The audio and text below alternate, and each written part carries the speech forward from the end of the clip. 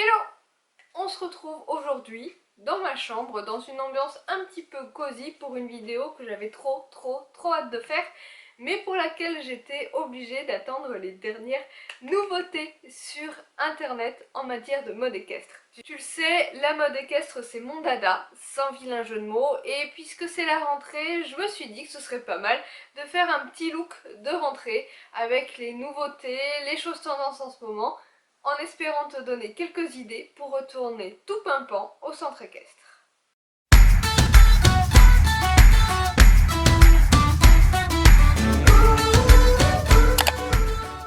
Bon, profitons de ce shopping équestre de rentrée pour renouveler quelques accessoires auxquels on ne pense pas vraiment dans notre panoplie équestre. Je pense notamment aux brosses de pansage. Je sais, les centres équestres fournissent ces fameuses brosses, seulement t'as vu la tronche qu'elles ont? Et puis surtout, en ce moment, je me dis qu'avec le Covid, passer le bouchon de main en main entre les cavaliers, je pense pas que ce soit très hygiénique. Et je me demande même si à un moment donné, j'ai pas vu passer une communication dans le sens où ils encourageaient les cavaliers à avoir leur propre matériel de ponçage. Je me dis que tant qu'à renouveler son lot de brosses, autant partir sur quelque chose d'un petit peu joli, un petit peu tendance. Et en ce moment, la tendance niveau brosse, ce sont les brosses en bois.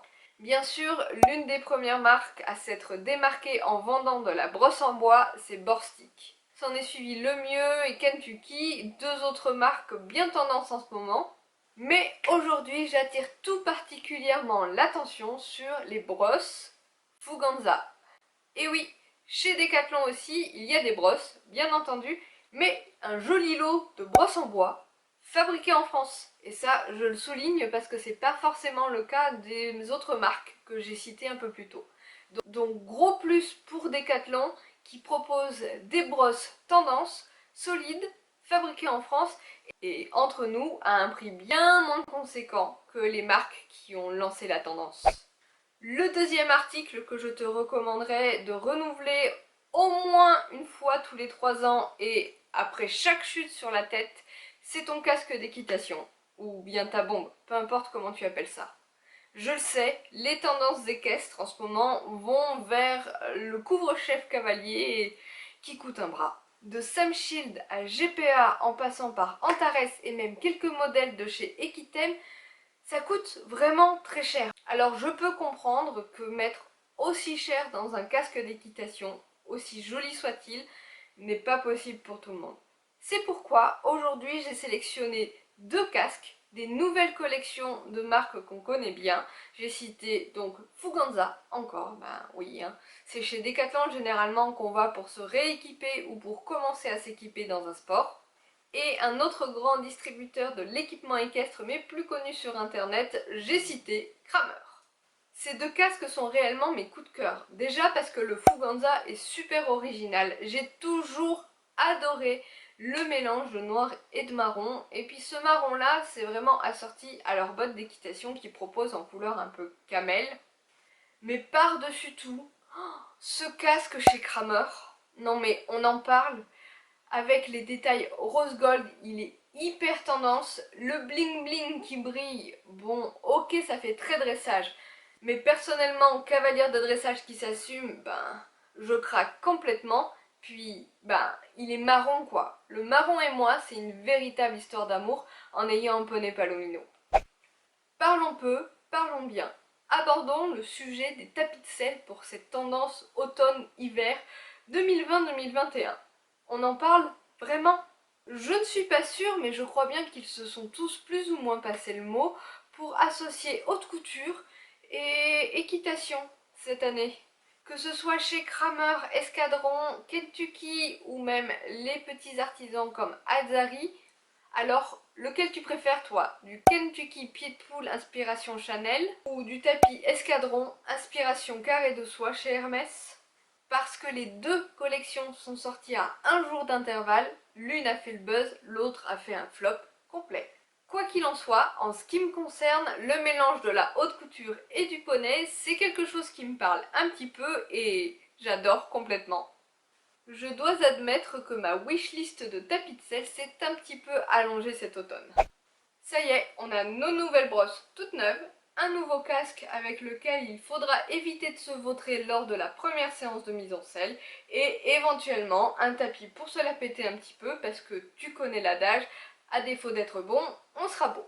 Ma foi, il faut quand même quelque chose pour ranger tout ça et pour cette rentrée 2020, j'ai décidé de mettre en avant certains produits, certains articles auxquels on ne pense pas et qui pourtant font plutôt du bien à la planète. Je vais te parler des tote bags. Alors qu'on se le dise, je ne suis pas une grande collectionneuse de tote bags. Oui, oui, il y en a. Mais je trouve que ce petit accessoire qui prend pourtant si peu de place est vraiment très pratique à l'écurie. Pour embarquer ton pique-nique, ta bouteille d'eau, ranger ton casque, tes boots, tes chaps ou tes guêtres dégueulasses après la séance, le tote bag version poney, c'est quand même le bon moyen de transporter ton matériel sans utiliser des sacs plastiques ou des trucs que tu vas finir par balancer parce que ça va se déchirer, c'est moche, etc. Le tote bag, lui, il se met tout simplement à la machine à laver une fois qu'il est un peu crado. Aujourd'hui, j'ai sélectionné deux tote bags, ou plutôt deux marques, deux types de tote bags. Le premier, c'est un tote bag que je vais appeler Deluxe, que j'ai trouvé super joli puisqu'il est de chez Pénélope Le Prévost. Il est ultra chic avec ses lanières en cuir, son tissu rigide, ce contraste gris, le logo, etc., etc. Bon, il est quand même assez onéreux, je dois l'admettre. Mais crois-moi, ce tote bag là pourra te suivre partout, des écuries au travail en passant par le lycée, par les transports en commun, peu importe. Pourrait même être le clin d'œil cavalière dans ton quotidien. En contrepartie, j'en ai choisi d'autres, pas forcément un modèle, mais une marque beaucoup moins onéreuse qui propose des tote bags en coton très souples, très légers, super fins, qui se plient en 12 si besoin et qui se glissent n'importe où et qui ont un look cavalier vraiment sympa. Ils sont fun, ils sont colorés, bref, les petits tote bags de la marque Moreland Riders sont souvent en déstockage sur Private Sport Shop et hors store privé et font aussi bien le job à mon avis, en étant certes un petit peu moins chic, mais ils ont un côté un peu plus pump it up assumé. Et je vais terminer cette vidéo de la sélection shopping de rentrée avec quelques produits de soins. Ceux-là, on va pas les mettre dans le tote bag parce que j'aurais trop peur que ça fuit dedans et que ça vienne l'abîmer. Puisqu'il y a notamment dans cette petite sélection une graisse à pied à l'huile de cad. Autant te dire que si ton pot de graisse vient fuir dans ton sac Pénélope Le Prévost, tu pleures. C'est la marque Le Fer d'Or, disponible chez Pal, chez Orfood, bref, tous les distributeurs de chez Ekia, qui fait partie effectivement de mes indispensables pour poney et que j'utilise de janvier à décembre. Oui, toute l'année, même en été, parce que Elion a tendance à aller souvent dans son abri en été et que même en été, il a de petites infections, si on peut appeler ça comme ça, sous le pied, qui sont vite soignées par les parages puisque je le pars environ une fois toutes les 2 à 3 semaines, mais qu'entre chaque coup de râpe, eh ben, je mets au moins une fois par semaine cette fameuse graisse et je ne peux plus m'en passer. Le deuxième produit de cette sélection d'automne, c'est ce fameux démêlant que Kramer ressort tous les ans. Chaque année, ils refont cette édition limitée d'hiver avec des odeurs mais fantastiques de cannelle, bref, de Noël. Personnellement, je l'adore. J'ai arrêté de l'utiliser genre en mars. Ouais, il y a eu le confinement, donc à peu près à ce moment-là. Et je me suis dit que je ne m'en resservirais qu'à l'automne parce que j'ai pas envie de le gâcher dans l'été. Parce que son odeur mama, elle est vraiment fantastique. Et puis pour terminer sur les produits indispensables, obligatoires à acheter avant ta rentrée équestre, c'est les bonbons pour poney. Et oui, faut pas que tu l'oublies lui aussi.